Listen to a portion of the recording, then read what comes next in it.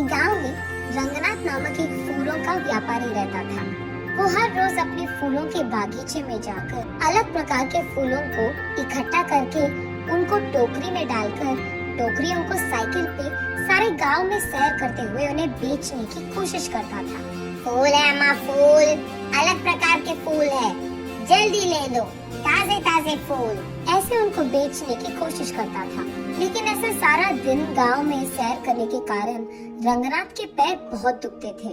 वो एक दिन अपनी पत्नी रामूलम्मा से ऐसे कहता है, हर रोज इस साइकिल पे फूल बेचने की कोशिश कर करके मेरे पैर बहुत दुख रहे हैं। मुझे अब नहीं लगता कि मैं इन फूलों को बेच पाऊंगा। हमारे सारे पड़ोसी खेती ही करके पैसे कमाते हैं, एक सिर्फ आप हैं जिनको कुछ हटके कुछ अलग करना था, इसलिए शुरू कर बैठे ना फूलों का बागीचा। उन लोगों की कमाई देखो हजारों में है और हमारा देखो कहाँ है। और अब तो तुम्हारा स्थिति भी नहीं है कि तुम फूलों को बेच सके। अब भगवान जाने हमारा क्या होगा, ऐसे कहती है। तब रंगनाथ इस सोच में पड़ जाता है कि इस मुश्किल का हल कैसे मिलेगा। एक दिन वो यही सोचते हुए अपने फूलों की बागीचे में जाता है। तब वहाँ उसका दोस्त राजा राम आता है। कैसे हो रंगनाथ, कैसे चल रहा है तुम्हारा फूलों का व्यापार? क्या व्यापार, क्या चलना, एक फूटी कौड़ी नहीं मिल रही मुझे। क्यों रंगनाथ, ऐसा क्या हो गया? फूल बिक नहीं रहे हैं क्या? फूल भी नहीं बिक रहे हैं और मैं भी उन्हें बेचने नहीं जा रहा। हाँ, क्यों, क्या हुआ? कुछ नहीं यार, इस साइकिल को चला चला कर मेरे पैर ना लग रहे हैं कि मर ही गए। मेरी टांग इतनी खींचते हैं, इसलिए कुछ दिनों से मैं फूल बेचने नहीं जा पा रहा हूँ। अरे रे, हाँ क्या? तो फिर आप क्या करना चाहते हो? कुछ नहीं, इस सारा खेत मैं किसी और को खेती करने के लिए देना चाहता हूँ। अगर कोई पता है तो बोल देना यार, ऐसे कहता है। लेकिन इस गांव में सभी के पास अपने अपने खेत है ना, तो खेती करने तुम्हारा किराए पे कौन लेगा?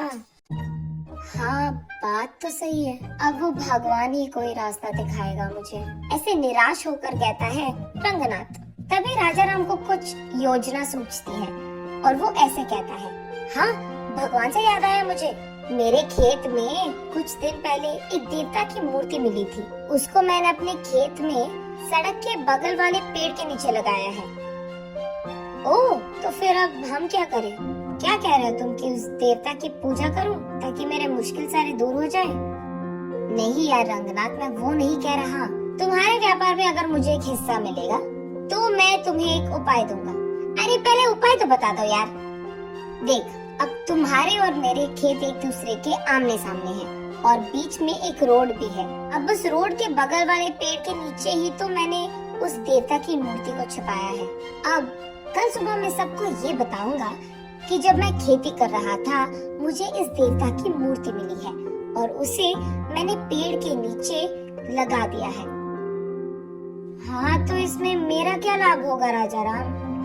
हाँ हाँ, वही आ रहा, सुनो तो सही। अब मैं ये भी कहूँगा कि उस देवता की मूर्ति के पास मुझे कुछ पुरानी कागज पत्र मिले हैं और ये कि उस पे लिखा था कि ये बहुत बड़ी देवता की मूर्ति है और ये भी कि उस देवता को उस समय में सारा गांव सैर करवाते थे और इस जंगल में उगाए फूलों से ही वो अपने आप को संवारती थी। ऐसे मैं प्रकट करूँगा और उसके बाद मैं ये भी कहूँगा कि वो इस देवता की वजह से था कि चारों ओर अपने अपने खेतों में अलग प्रकार के बीज डालने के बावजूद वो देवी यही चाहती थी कि इस खेत में सिर्फ फूल उगाए जाए। फिर सबको मैं यकीन दिलवा दूंगा कि तुम भी देवता की सेवा ही कर रहे हो और उनका काम मान रहे हो। तब सिर्फ तुम्हारे खेत में उगाए हुए फूलों से ही उस देवी की पूजा करना चाहेंगे सभी। तब तुम्हारे बागीचे में सारे फूल बिक जाएंगे और इतना भी नहीं, तुम अपने खेत में ही बैठकर पैसे कमा सकते हो। साइकिल चलाने की तो कोई काम नहीं होगी तुझे, ऐसे कहता है राजा राम।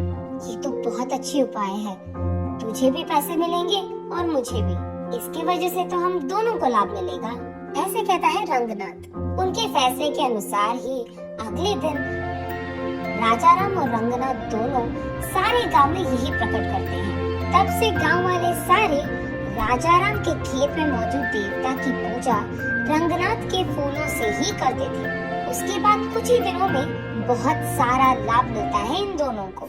उसके कुछ ही दिनों बाद रंगनाथ की पत्नी रामलम्मा अपनी सहेलियों के साथ जब बात कर रही थी, उसे सुनने में आता है कि उस गांव का जमींदार राजा राम के खेत में बहुत बड़ा मंदिर बनवाना चाहता है, क्योंकि वही देवी भी बाहर निकली थी। उसे ये भी पता चलता है कि इसी कारण वो राजा राम और रंगनाथ दोनों के खेतों को स्वाधीन करना चाहता है। उसके तुरंत बाद रामलम्मा रंगनाथ और राजा राम को ये सब बताती है। अरे बाप रे, लग रहा है कि कुछ भी नहीं बचेगा अभी। अरे यार, तुम टेंशन मत लो, मैं हूँ ना। मुझे पहले से ही पता था कि ऐसा ही कुछ होगा, इसीलिए मैंने पहले ही इसका उपाय सोचकर रख लिया है। अगले ही दिन राजा राम कहता है सबसे कि उसे और कोई पुराने कागज पत्र मिले हैं। तब वो सबसे कहता है कि एक पंडित के समक्ष में वो सबके सामने उस पंडित से पढ़वाएगा कि उन पत्रों में क्या लिखा है। और ये सुनने के लिए गांव वाले सारों को राजा राम के खेत के पेड़ के नीचे मौजूद रहना होगा। इसी बात का डंडोरा पिटवाता है राजा राम। गांव वाले सारे देवी के मूर्ति के पास पहुंचते हैं। तब एक पंडित राजा राम के दिए हुए पुराने कागज पत्र को पढ़ता है। उसमें ये लिखा रहता है कि उस देवता को प्रकृति बहुत अच्छा लगता था। धूप, बारिश और सर्दी से उनको बहुत प्यार था, और इसी जंगल के उस खेत में उगाए हुए फूलों से उनको संवारना भी बहुत अच्छा लगता था। और इतना ही नहीं, जब परिवार की समस्याएं या नई शादीशुदा जोड़ियां उनसे उनकी आशीर्वाद लेते हैं और उस जंगल के फूलों से देवी को पूछते हैं, तब देवी का आशीर्वाद उन्हें मिलता है। यही लिखा है उन पुराने कागज पत्र में। तब सब लोगों को समझ आता है कि देवी के मर्जी के बिना यहाँ मंदिर बनवाना शायद अच्छा नहीं है, इसीलिए मंदिर बनवाने के सोच को फिलहाल रोक लेते हैं। जमींदार के साथ साथ गांव वाले भी। ऐसे राजाराम के उपाय के कारण नई जोड़ियां और परिवार समस्याएं लेकर वहाँ बहुत लोग आते थे और उस देवी की मूर्ति को रंगनाथ के फूलों से पूजते थे। रंगनाथ वही एक फूलों का दुकान खोलता है। अलग प्रकार के फूल और अलग प्रकार के फूलों की मालाएं वहाँ मिलती थी, और उसके वचन के अनुसार ही जितने पैसे वो कमाता था उसमें से एक हिस्सा हमेशा राजा राम को देता था। ऐसे वो दोनों दोस्त एक अच्छे उपाय से उनके सारे मुश्किलें दूर कर देते हैं और खुशी से जीते हैं।